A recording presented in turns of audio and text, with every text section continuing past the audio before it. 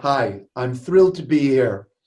And what I'd like to do today is to provide an update and a summary of where we are with depression and its treatment.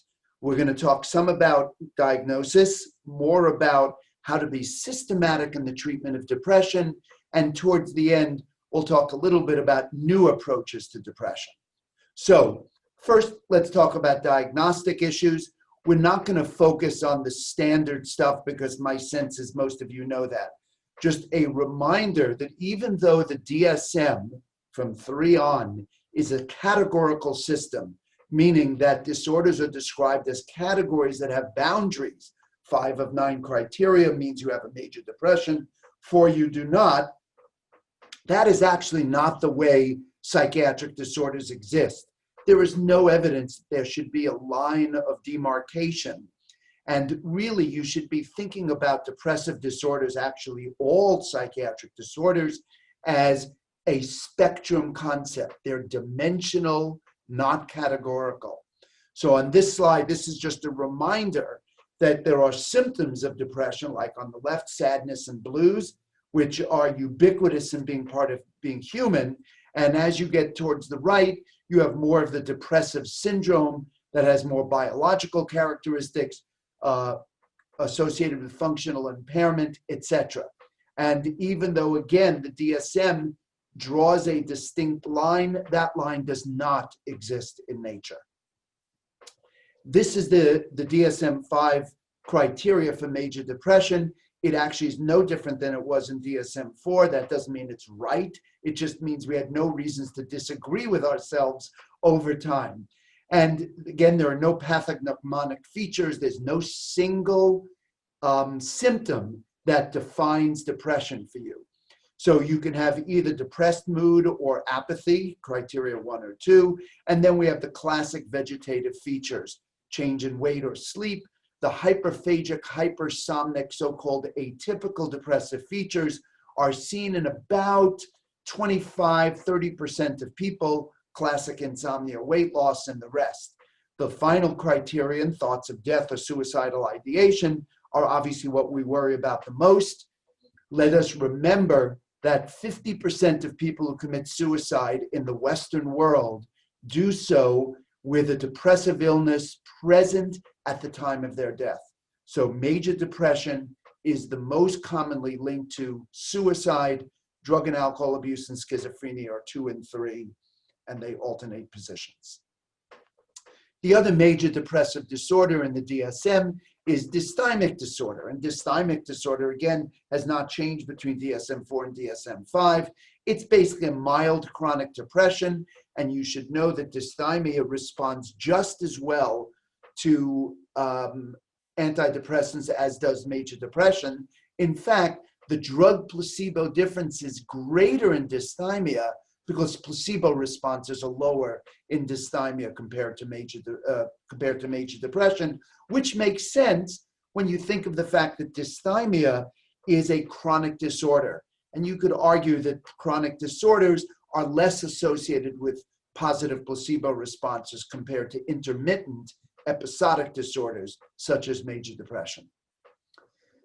For most depressive illnesses and episodes, all antidepressants are essentially equivalently effective. There are 3 subtypes for which that statement is not true, and they are psychotic depression, atypical depression, and winter depression. Psychotic depression, of course, is depression with psychotic features, delusions, hallucinations. Classically, those are mood congruent, meaning that the individual who has psychotic features, the theme of the psychosis is linked to depressive themes.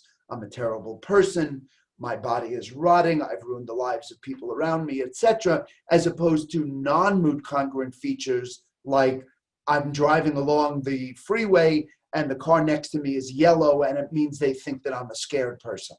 That's more mood incongruent. For depression with psychotic features, antidepressants alone don't work nearly as well as antidepressants plus antipsychotics or ECT.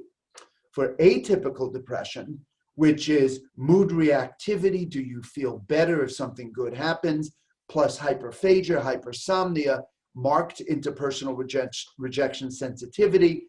That cluster of symptoms predicts a better response to serotonergic antidepressants, SSRIs, MAO inhibitors, presumably SNRIs, although there are no studies on that, and less good responses to tricyclics.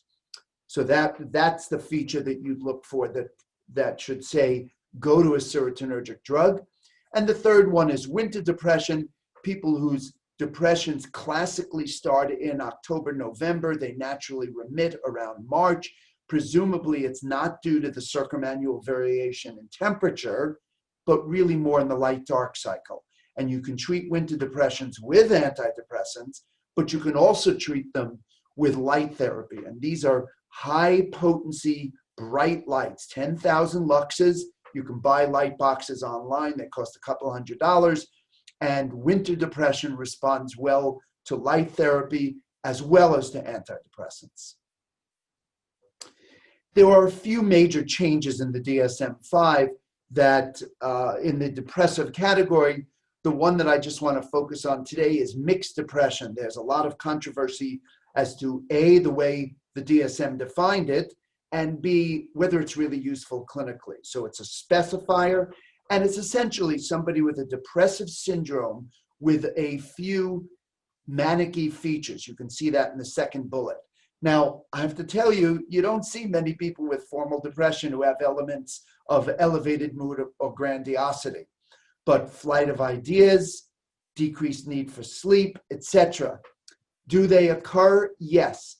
The hallmark fight in the DSM was about whether irritability should be included in mixed depression. The Europeans thought we should. The DSM framing committee said no. And supposedly you see these features in about a quarter of depressed patients. I'm not sure I believe that, certainly not my clinical experience.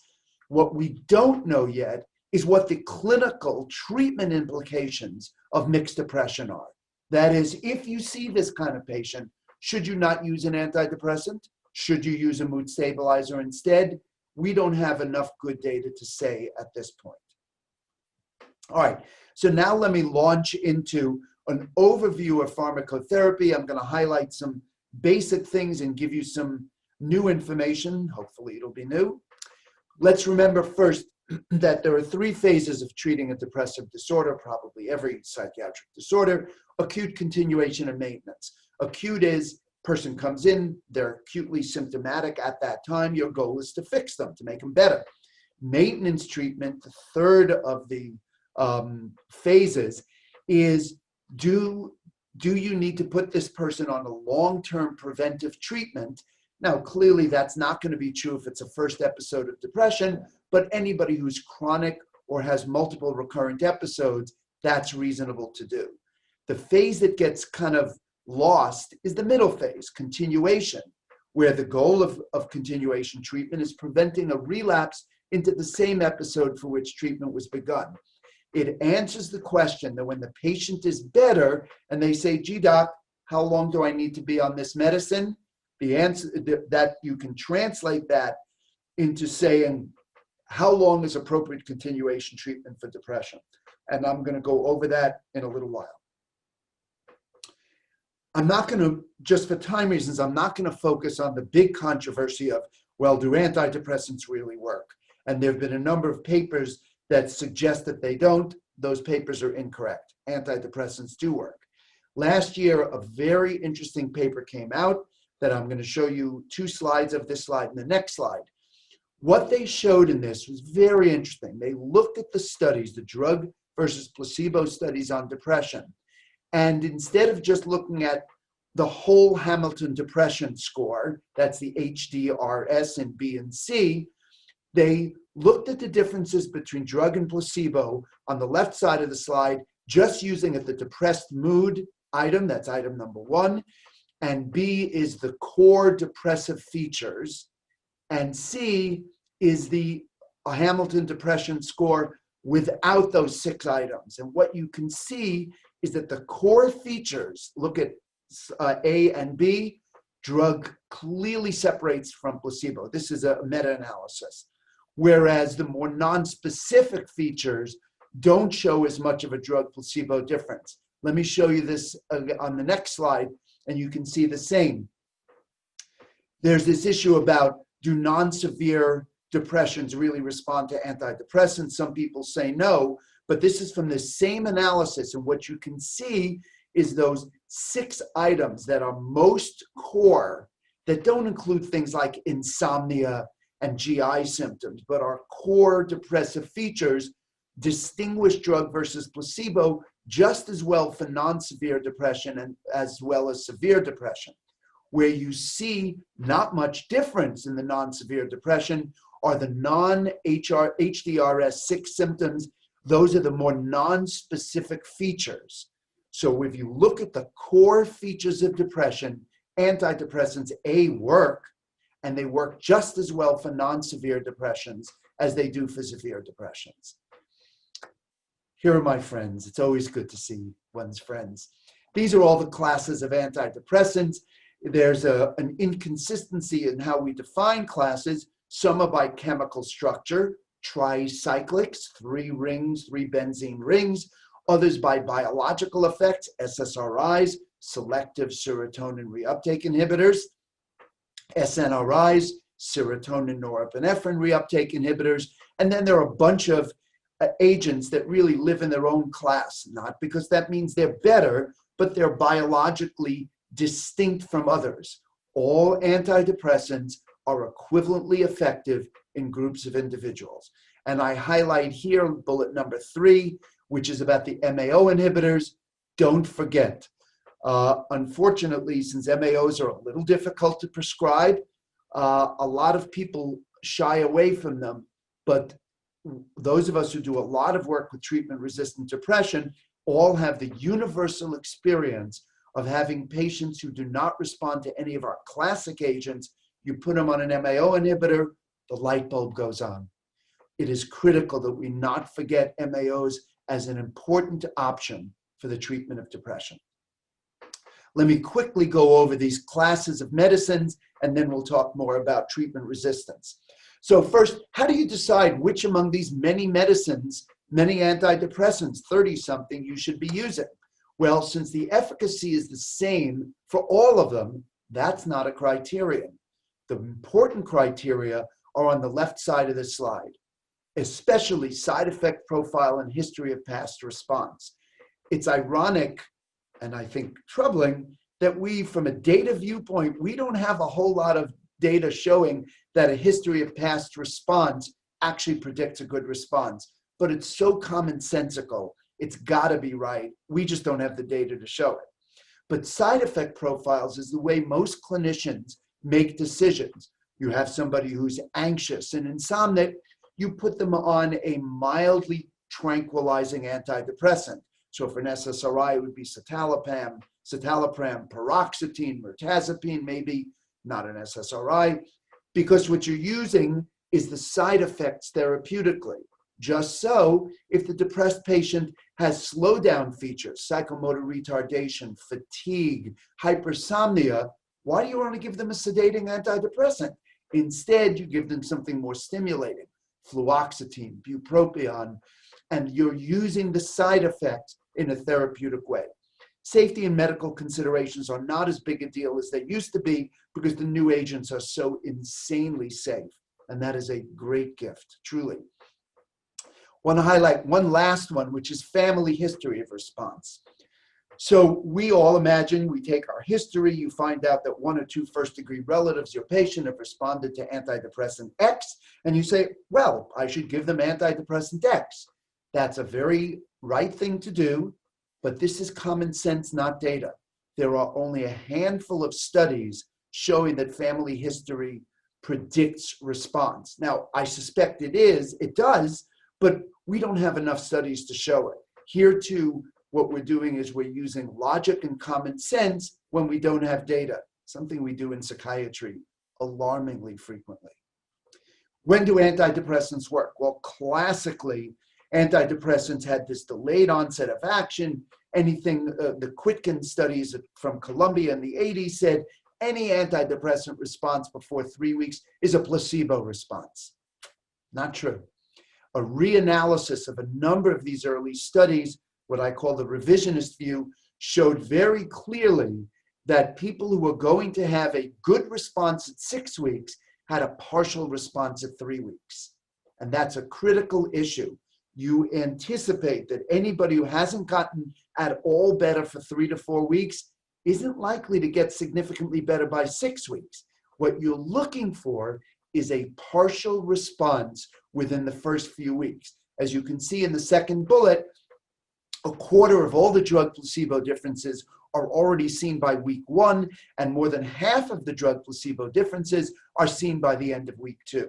So a response early in treatment, a partial response, is strongly predictive of a full response later on. Here are the 6 SSRIs in order of their release dates. They have slightly different dosing structures. Anybody who prescribes them knows how to dose them. What are the differences across SSRIs? Well, one of the big differences is activation versus sedation. So fluoxetine on the left side is the most stimulating. Fluvoxamine on the right side is the most sedating. Obviously, you can also go right to left for sedation versus activation. And again, this just allows you to pick the side effect that you're looking for. Half-life also different. Fluoxetine, which also has a very long half-life major metabolite, norfluoxetine, has far and away the longest half-life, takes 5 weeks to wash out once you've reached steady state. That's relevant for discontinuation syndromes, which you don't see with fluoxetine because of its long half-life. And if you want to use an MAO inhibitor and you can't combine MAOs and SSRIs, it takes a whole lot longer to wash out fluoxetine than for all the rest. The third difference across SSRIs are the differences in the cytochrome P450 effect. That's the system in the liver that metabolizes stuff, toxins, other medicines, etc. And the important one here is that fluoxetine and paroxetine are strong 2D6 inhibitors, meaning that if the patient is on another medicine that is metabolized by the 2D6 system, their blood levels will be variably but much higher in the presence of Prozac and Paxil. The problem, of course, is that there is extraordinary inter-individual variability ranging between 10 and 600% as to how much that blood level will go up. So sometimes you may need to get blood levels of the other medicine just to see where you are. The one area of side effects that I want to talk about with SSRIs is this controversy about citalopram. And some of you may know that 9 years ago, that the FDA said you can no longer prescribe beyond 40 milligrams of citalopram because of the QT prolongation. Later, they added thou shalt not go above 20 milligrams for older folks above 60. And this was based on one study of 60 milligrams of citalopram, which showed that there was more prolongation, that there was a QTC prolongation of about 19 milliseconds, which is not a big deal. The mechanism is thought to be a metabolite of citalopram called DDCT. Most of us don't metabolize into much DDCT, which is why it's not that big a deal. But the worry is an overdose, you're going to create more DDCT, which is what prolongs the QTC. The one group of people you do not want to give citalopram to are your beagles. Turns out beagles preferentially metabolize into DDCT, and it's problematic. You can give it to your Chihuahuas and to Wheaten Terriers and to German Shepherds, but don't give your beagle citalopram. So is this relevant clinically? Well, not as much as you think.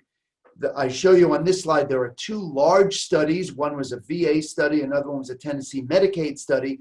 And what they looked at is a large pharmacy database and said, did people who took citalopram or high dose of citalopram have any increase in any cardiac outcomes, sudden death, going to the ER, CCU admissions, deaths, etc. They could not find any evidence that this was that this citalopram QTC prolongation was linked to any clinical outcome. The only thing it might be related to, in fact, is overdose. Citalopram, all the SSRIs are insanely safe. citalopram is slightly less insanely safe than the others. And this may be a little busy slide, but I wanted to show you on the right side, you see the average QTC prolongation, and you can see citalopram, which is the upper part of the slide, has significantly more QTC prolongation than does escitalopram or fluoxetine or paroxetine or sertraline. So yes, it causes more QTC prolongation, but again, the clinical relevance of that is unclear. Other established antidepressants, you know, are bupropion. I only use the extended release so that you can have patients take their whole daily dose at once, with a maximum dose being 450. Mirtazapine is used a lot in the geriatric world because it's sedating and weight gaining and reverses essentially the dwindles that you see with geriatric depression. Even though mirtazapine is sedating and weight gaining, its primary mechanism of action is probably alpha adrenergic through a presynaptic alpha-2 blockade mechanism. The SNRIs comprise the third of the large groups. Tricyclics are one, SSRIs are another, SNRIs are the third. You can see the four listed here. Venlafaxine is the most serotonergic. Levomilnacipran, more recently released, is the most noradrenergic. And duloxetine's claim to fame is it has the best data as an anti-pain medicine, both for neuropathic pain and also for nonspecific inflammatory pain. Duloxetine is used a great deal in pain clinics and for good reason. There's always this question of what are the equivalent doses of the antidepressants? And there was a lovely paper published about 5 years ago where they looked at response rates to the various medications and found what were the parallel doses. And I showed this to you just because it's, I think, interesting psychopharm gossip. So 40 of fluoxetine equals 34 of paroxetine equals 18 of escitalopram equals 143 of fluvoxamine, etc. The mean dose of sertraline would be around 100, venlafaxine around 150. And trazodone, which of course is an antidepressant, is about 400 milligrams for antidepressant effects, which is why we don't use it much, because not that many people can tolerate 400 milligrams of trazodone. Awfully sedating. The other two new antidepressants, just to acknowledge, are vilazodone, trade name Vibrid, still used as that sometimes, and it has two biological effects. It has SSRI effect, serotonin transporter blockade, plus it has serotonin 1A partial agonist effect. You see the dose range. GI side effects are the dominant feature of vilazodone. Vortioxetine, marketed as Trintellix, also non-generic, is a complicated serotonin modulator with effects both on the SSRI, the transporter receptor, as well as a lot of serotonin subreceptors. It too has significant amounts of GI side effects, and it is subtly cognitively enhancing, even in the absence of an antidepressant effect. Again, I want to remind you, MAO inhibitors, there are 4 of them. They're all equally effective. Tranylcypromine is both the most stimulating and the one most likely to cause hypertension. I think selegiline is the most well-tolerated of the 4, and I prescribe it a fair amount. And again, you see the dose ranges there. I think we should say a word about something that's a hot topic, which is pharmacogenetic testing. The ability to look at somebody's genotyping as to their both receptor profile and their P450 system. The goal is, could blood tests give us diagnosis? Could they show us which patients will metabolize drugs well or not so well? And will they predict response? The summary of a very complex database is that we don't have any reason currently to think that any blood test will give you a diagnosis, hopefully one day. Pharmacokinetically, how well do people metabolize medicines? Absolutely, this works. You can reliably measure somebody's ability to metabolize through 2D6, 2C19, etc. So you can actually predict who is going to have higher or lower levels and therefore that will tell you who's at high risk for certain side effects and whether you ought to go up more slowly or more aggressively.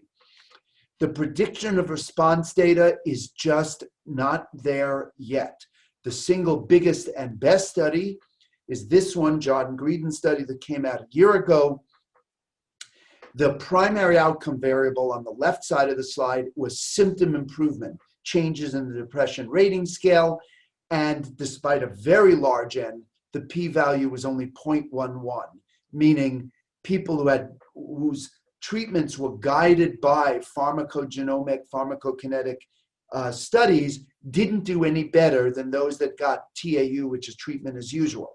Secondary outcomes, response and remission, did favor the group who had the pharmacogenetic testing, but the number to treat was over 10 for both of these, meaning clinically it was relatively a weak effect. So for right now, pharmacokinetic and pharmacogenetic testing is available, might be relevant in certain treatment-resistant patients, but it's not ready for prime time as a core part of the standard of practice. So I want to spend the rest of my time talking about treatment-resistant depression. A reminder that there are 4 conceptual options. Optimization, which means you take the medicine and you do something unusual with it. You give it at a higher dose than usual, you give it a longer period of time. Second is switching to a different antidepressant. Third is combination treatments, 2 antidepressants at once. And the 4 are adjunctive treatments. Most clinicians will combine adjunctive and combination treatments conceptually because you're adding a second medicine. So in terms of optimization, how long does it take for an antidepressant work, and when do you see the asymptote? Classically, it was 6 weeks, but this famous STAR-D study, which was published 15 to 10 years ago, there were a number of analyses, looked at, this was an open trial. The first phase of STAR-D was an open trial up to 14 weeks of a mean citalopram dose of 42 milligrams, and they found that people continue to get better beyond 6 weeks. This is the data on when people got better. If you look at the red bar, you can see remission, which was the outcome variable for STAR-D. 40% of patients who met remission criteria did so between week 8 and week 14. So people continue to get so-called more better 2 months and even 3 months down the road. Nonetheless, most of us don't give a 12-week trial. And if you look at the meta-analysis of all the studies and looking at response by time, this is what you see. This is from the best meta-analysis from 2 years ago from Hensler in Europe. And what you can see is pretty much by 8 weeks, you pretty well see what you're going to get. Yeah, you pick up a few responders between week 8 and 12, but it's actually a very small number. By and large, 8 weeks is around the sweet spot. You know what there is to know by then. How about switching? Well, that's a complicated literature that obviously we don't have time to go over all of it. But in fact, it's not obvious that switching is such a great strategy. Again, this is from colleagues in Germany who looked at the only 4 studies about switching versus continuing. The problem with the design of this analysis was they defined switching as switching after only 2 weeks. Most of us would have done it after 4 or 6, and found that switching was not particularly associated with a better response. But nonetheless, it's something we do all the time. How about adjunctive or combination treatments? Again, a topic that's worthy of more time than we have. These are the big 5. These are the 5 medicines that you can add to an antidepressant to help it work better. Lithium, adjunctive lithium, this is not in bipolars. This is in pure unipolars. T3 or Cytomel, there's one T3 versus T4 study, and T4 did not work as well. Combinations of antidepressants.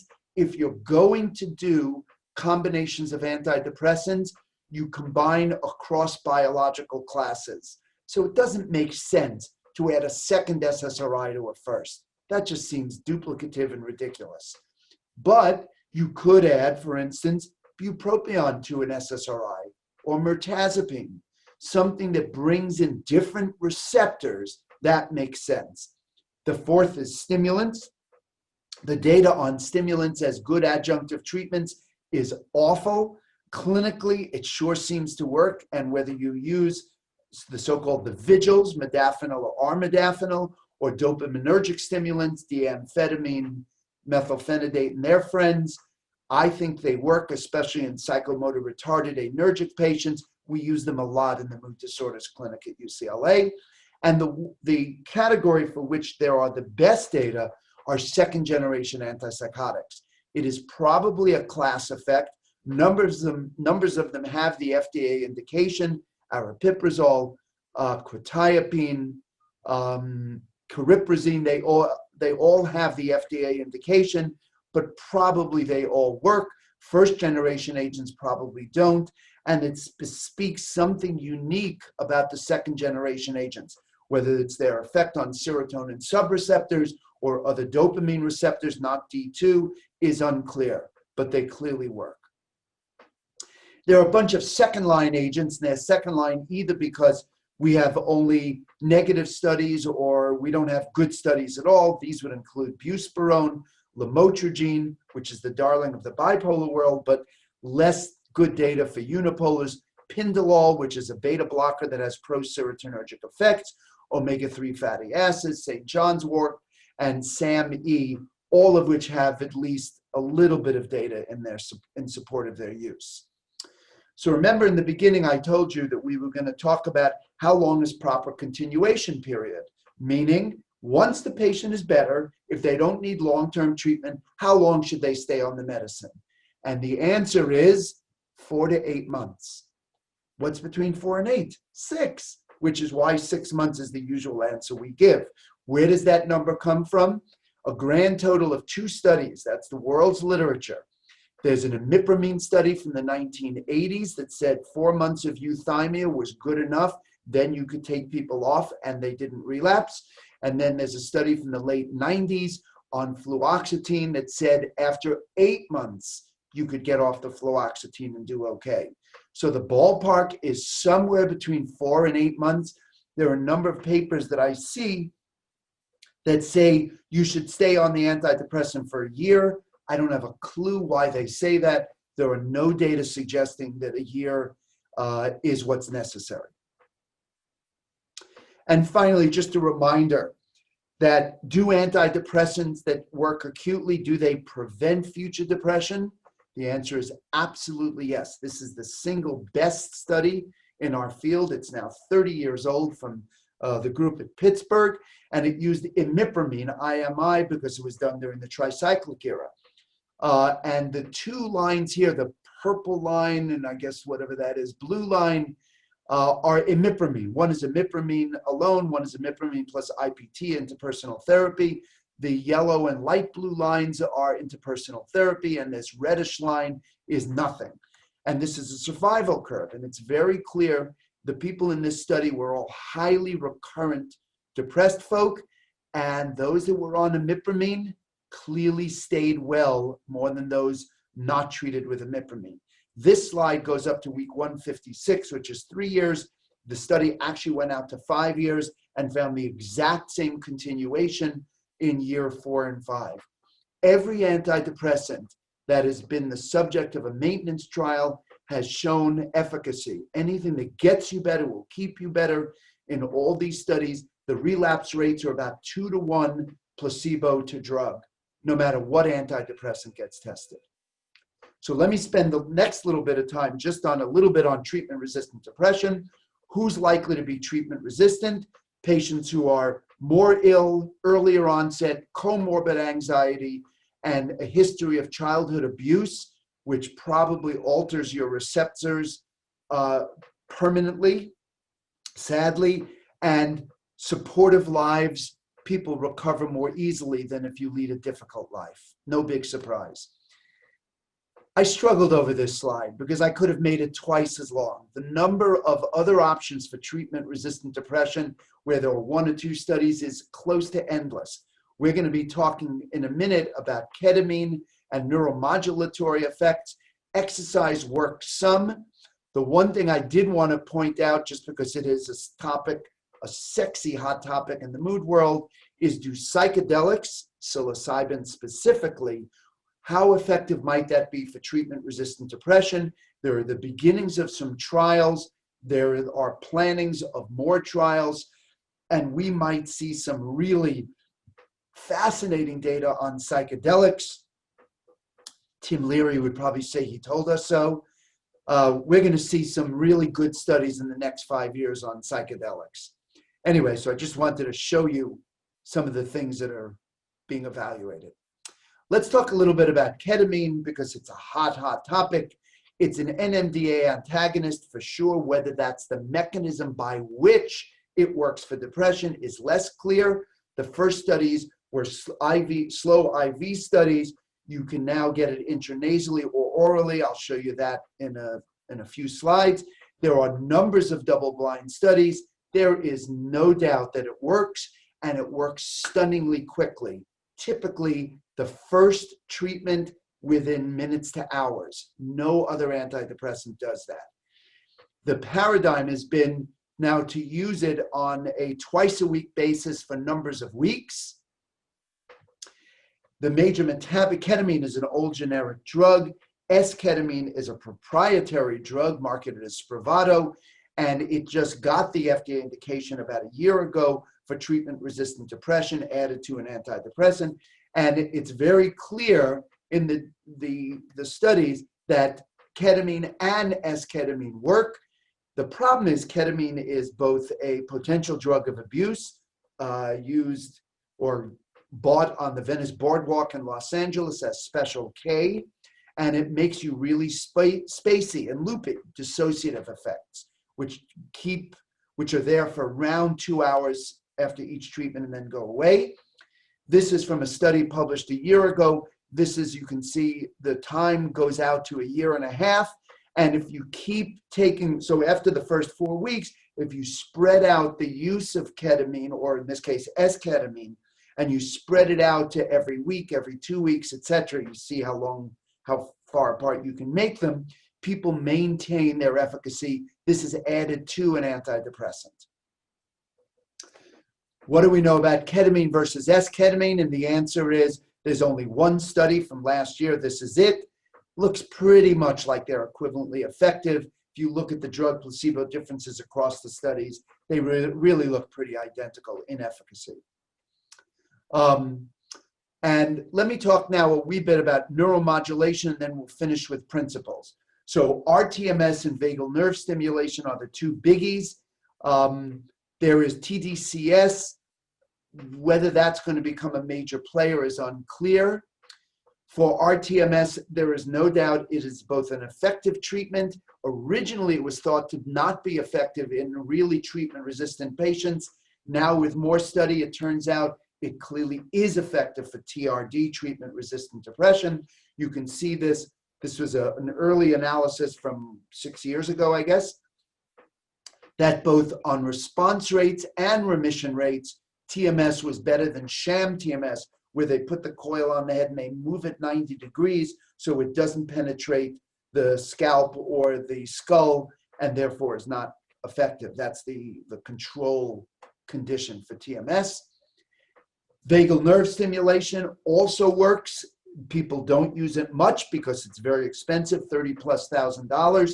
And even though it has an FDA indication for treatment-resistant depression, amazingly, no insurance company, including Medicare, will pay for it. This is a follow-up from the original vagal nerve stimulation, which, by the way, is a box, kind of like a pacemaker, and again, gets wrapped around your left vagal nerve.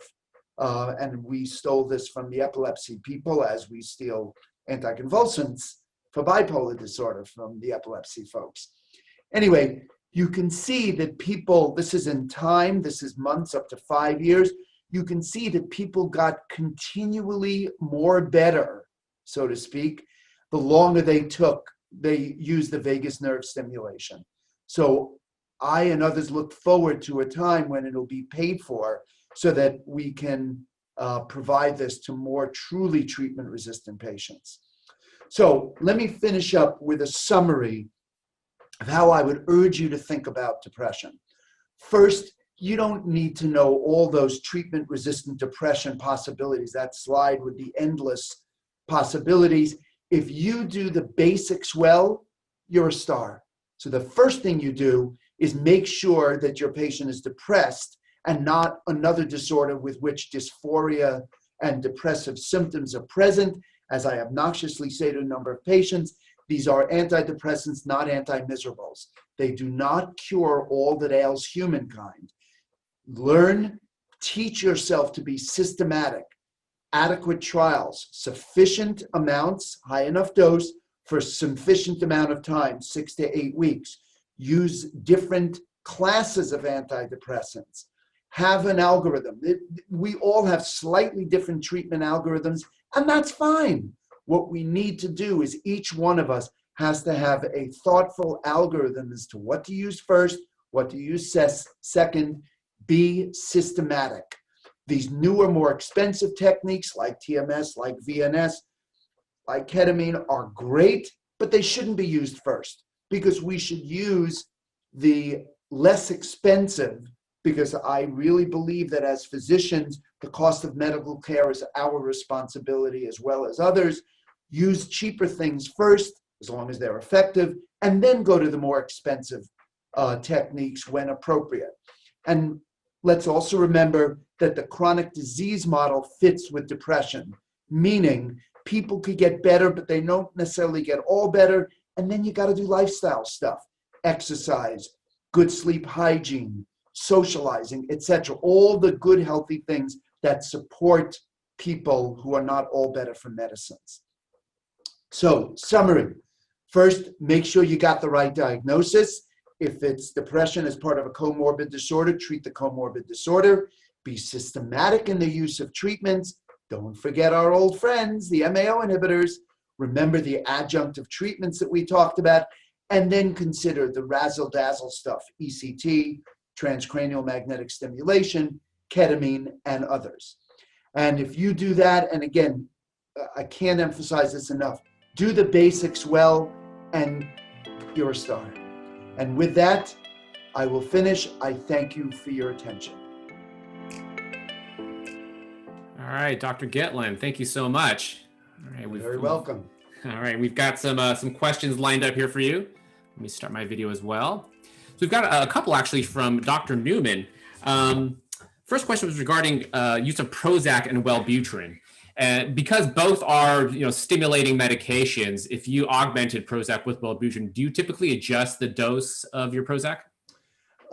Generally not. Clearly, the side effects of stimulation are additive, but they're not usually like they're additive. 1 + 1 = 2. 1 + 1 doesn't equal 3. What you need to be a little bit cognizant of is the pharmacokinetic interaction. So bupropion, Wellbutrin, is metabolized by 2B6, whereas SSRIs like fluoxetine, Prozac are 2D-dog6 inhibitors. So ironically, Wellbutrin will increase Prozac levels, not a big issue. Prozac generally will not increase Wellbutrin issues, so you don't have to worry about the Wellbutrin blood level getting high enough that you end up with the concern about seizures and stuff. But it's additive. The side effects are additive, so that shouldn't be a big deal. Perfect. Dr. Donla asks, how often is serotonin syndrome actually seen when you're combining two antidepressants? Okay, the answer is very infrequently. So serotonin syndrome, which is a syndrome where there's excessive serotonergic function in the central nervous system, is characterized by a complex set of symptoms that include neurological, or really like a delirium where people really get confused and delirious, physical symptoms such as muscle twitching, myoclonic jerks, agitation, anxiety, GI symptoms such as diarrhea, etc. But it's on a continuum. There's catastrophically bad serotonin syndrome, which in fact can be fatal. And there's mild serotonin syndrome, where the person just has a little muscle twitching, and that's all. So in general, serotonin syndrome is problematic when you combine two medicines that increase brain serotonin, but through different mechanisms, which is why an SSRI and an MAO inhibitor, one blocks the presynaptic transporter site, the other one decreases enzymatic degradation, why that's the best way, the worst way, to develop a serotonin syndrome. All the SSRIs, all the classic, SSRIs, SNRIs, they all increase serotonin by the same mechanism, which is why every time you switch somebody from Prozac to Zoloft, Celexa to Luvox, you tend not to run into trouble. Even if you ran into some excessive serotonergic input, it would be relatively mild and not a big deal. But the MAO inhibitor SSRI stuff, that's a serious no-no. That is really problematic. Great, thank you. And this question is about TMS and vagal nerve stimulation. I think you'll probably get to this in your bipolar talk, which is out in January. But the question was, can TMS and vagal nerve stimulation work for bipolar depression? Yeah, the presumption is yes.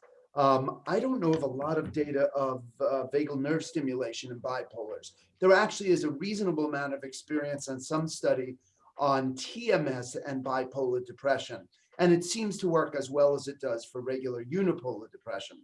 The problem is, since the FDA indication for both of these expensive treatments is not for bipolars, but for unipolars, sometimes insurance companies balk at paying for it. But from an efficacy viewpoint, I wouldn't hesitate to refer a bipolar depressed patient for either TMS or vagal nerve stimulation. Great. We have a question about how to use transdermal selegiline. Can you talk a little bit about the mechanics of that? How to use it. So the trade name is MSAM. It's called the MSAM patch, and it's the transdermal preparation for selegiline, which is Eldepril as the non-generic form orally. And it comes in a patch form, and you literally put on a patch in a relatively non-hairy part of your body, one patch every day. Now, it turns out if you actually look at the release characteristics, you could probably get away with doing it every other day, but you're supposed to do it every day, and you rotate where you put it. Anywhere in your body, you put it on for the day, you take it off the next morning, you put on another one. That's the technical part. They come in 3 strengths, 6, 9, and 12 milligram patches. Because they're patches and they don't go through the GI tract, it changes the concern about the dietary restrictions. Thou shalt not eat tyramine while on an MAO inhibitor. The 6 milligram patch has no dietary restrictions at all. You can eat all the cheese you like. But at 9 and 12 milligrams, a percentage, not even actually nowhere near all people, will be tyramine sensitive. So the FDA, since you don't know who those people are, the FDA requires that if you're on 9 or 12 milligrams of the MSAM patch, you have to follow the classic MAO inhibitor diet as if you were on an oral form. But for the 6 milligrams, you're good. You can eat all the cheese and pickled herring sauce you want. Makes sense. Good. I have a question from Dr. Krasnova. She's asking if we have a patient on both Lexapro and Rexulti, should Rexulti be discontinued if selegiline will replace Lexapro? I didn't. So I guess we're on Rexulti and we're on Lexapro in combination. Right. And if we're going to replace if we're going to take out Lexapro and replace it with selegiline, do we need to discontinue the Rexulti? No, you can keep antipsychotics. By and large, MAOs and antipsychotics do okay. The one exception might be ziprasidone, Gitlin. Turns out ziprasidone is really serotonergic, and there is one case report, in fact, that one of my residents and I published, because we saw this, where we combined Gitlin with an MAO inhibitor, and lo and behold, the patient developed a classic serotonin syndrome and ended up in the ICU. She did fine. She went home. We continued to treat her. But the fact is, what it then taught us was that ziprasidone was serotonergic enough that you want to be careful about using it in conjunction with an MAO inhibitor. Rexulti probably would not be a problem. Great. We have a question from Dr. Meltzer. Number one, is sodium depletion a common side effect? And perhaps maybe mean hyponatremia, a common side effect from citalopram. Of citalopram. Mhm. So within psychiatry, the medication that's most commonly associated with hyponatremia, low sodium, would be oxcarbazepine, trileptal, the sort of mood stabilizer. Carbamazepine is the second most common, and third, distant third, are SSRIs. I'm not aware of any data that any one SSRI is more or less likely to cause hyponatremia. They're all at risk. It's really infrequent. It's impressive that you asked that, because we have a patient in our mood clinic. Just this morning, we talked about the fact the patient ended up with a sodium of 109 and in the ICU medically with, and the only risk factor was taking sertraline. That's really unusual. You tend not to see that, but it happens. So it's not something that you should warn every patient about, because it's simply too infrequent to do so. But every once in a while, you'll see SSRI-induced hyponatremia. And do you tend to see, is that dose related or?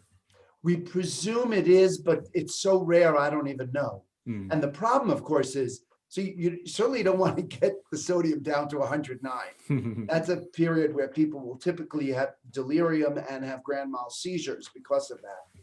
The problem is, what are the early symptoms of hyponatremia? So let's say your sodium goes down to the, high 120s, which is lower than it should be, but not catastrophically low. The answer is the symptoms are all the non-specific stuff that our patients complain about all the time.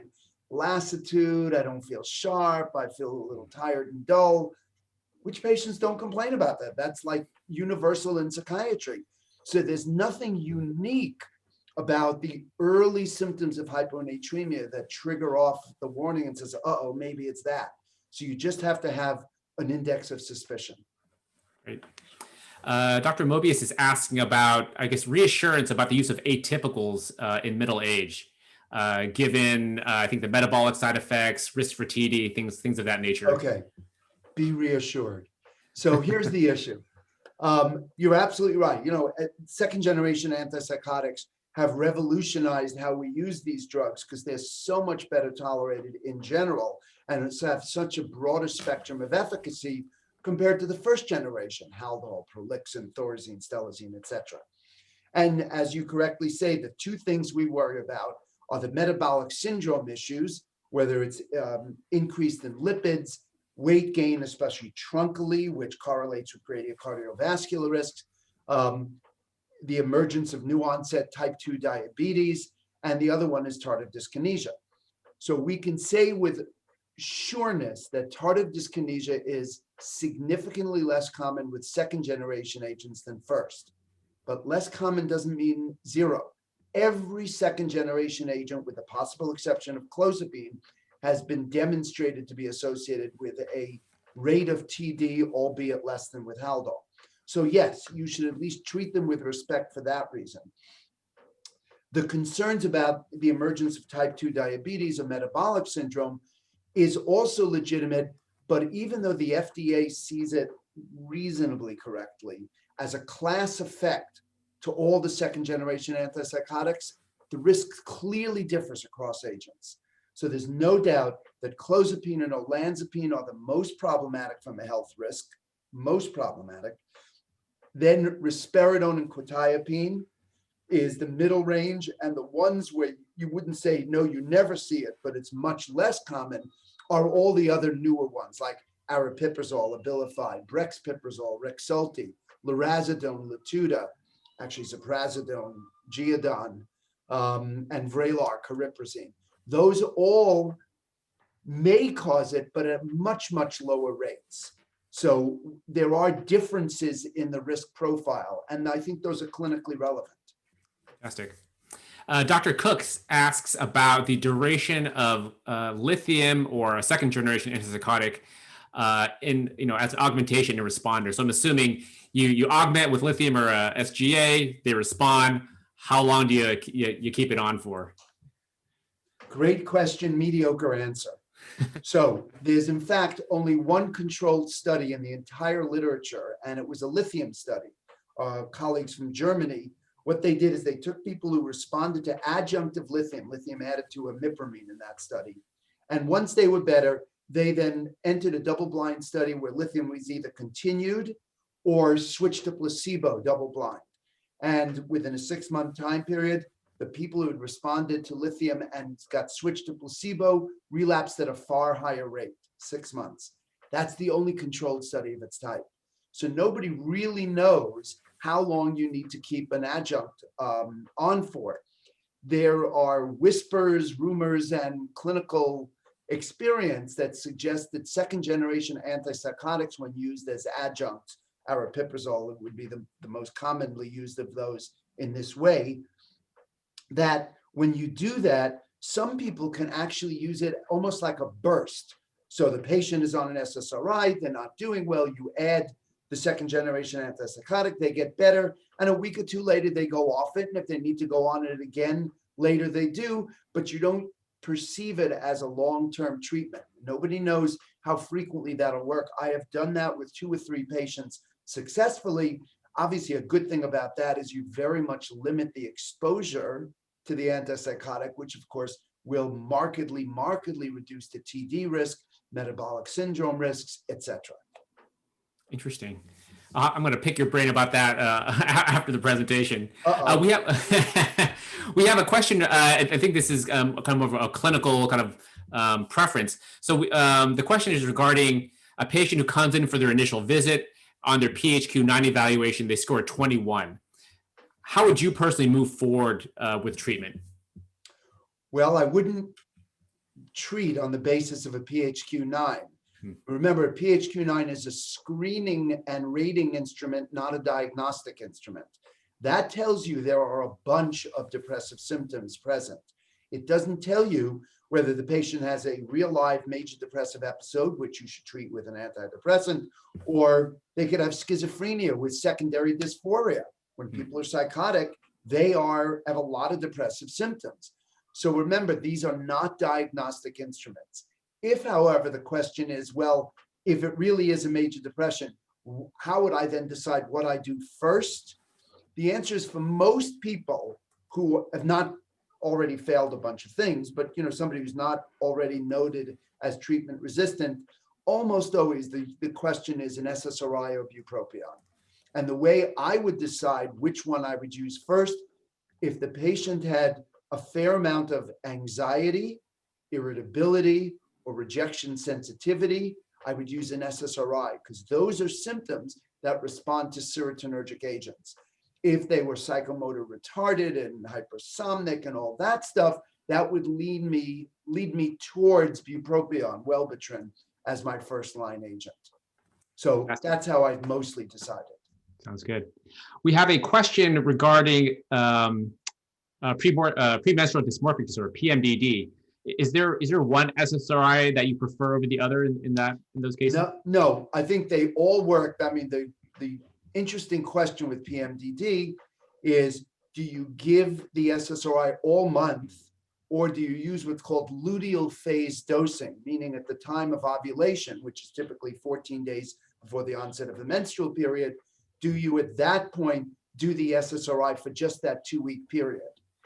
They both work. There's a little reason to think that throughout the month may work a little better, but some women will say, you know what, if I don't have to take it all month long, why should I take the SSRI?